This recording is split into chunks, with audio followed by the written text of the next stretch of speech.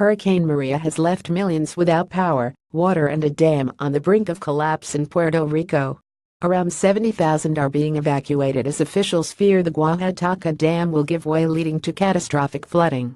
Governor Ricardo Rossello warned people to leave the area as soon as possible. The fissure has become a significant rupture, he said. The U.S. National Weather Service said on its website that the dam was still in danger of failing and triggering life-threatening flash floods. Stay away or be swept away, it warned. Overflow from the damaged Oaxaca River Dam image AFP overflow from the damaged Oaxaca River Dam image AFP overflow from the damaged Oaxaca River Dam image AFP overflow from the damaged Oaxaca River Dam image AFP. Meanwhile, people across the island were struggling to dig out from the devastation left by the storm, which killed at least 25 people, including at least 10 in Puerto Rico, as it churned across the Caribbean.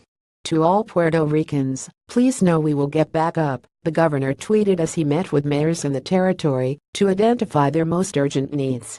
In a development that could help the recovery effort, the port of San Juan reopened, according to a Twitter message from the agency that operates it, allowing ships to unload supplies. Overflow from the damaged Oaxaca River Dam image AFP. Severe flooding, structural damage to homes and virtually no electric power were three of the most pressing problems facing Puerto Ricans, said New York Governor Andrew Cuomo during a tour of the island.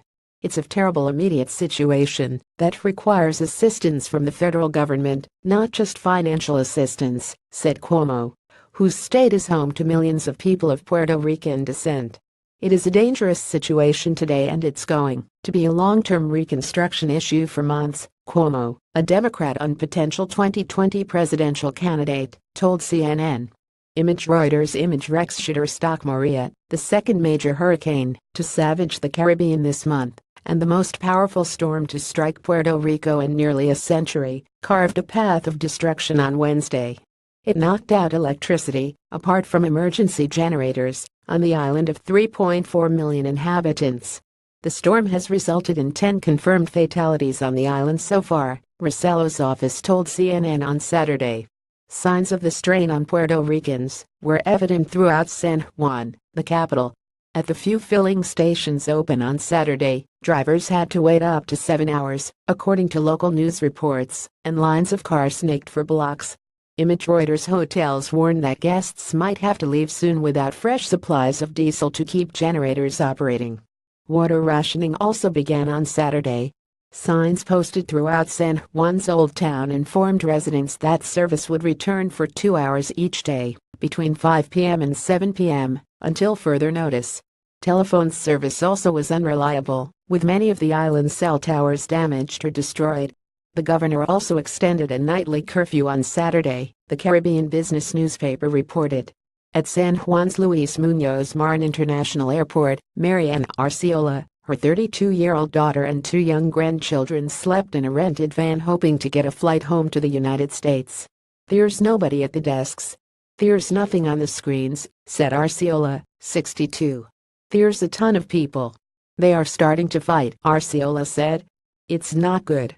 Maria struck Puerto Rico as a Category 4 storm on the 5-step Saffir-Simpson scale as the island was already facing a crippling debt crisis. The storm may have caused an estimated $45 billion in damage and lost economic activity across the Caribbean, with at least $30 billion of that in Puerto Rico, said Chuck Watson, a disaster modeler at Enki Research in Savannah, Georgia. Elsewhere in the Caribbean, 14 deaths were reported on Dominica, an island nation of 71,000 inhabitants. 2 people were killed in the French territory of Guadeloupe and 1 in the U.S. Virgin Islands. 2 people died in the Dominican Republic on Thursday, according to media outlet El Jaya.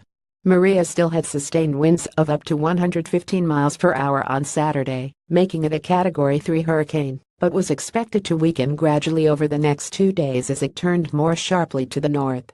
Dangerous surf and rip currents driven by the storm were expected along the southeastern coast of the U.S. mainland for several days, the National Hurricane Center said. Maria hit about 2 weeks after Hurricane Irma, one of the most powerful Atlantic storms on record, killed more than 80 people in the Caribbean and the United States. It followed Hurricane Harvey, which also killed more than 80 people when it struck Texas in late August and caused flooding in Houston.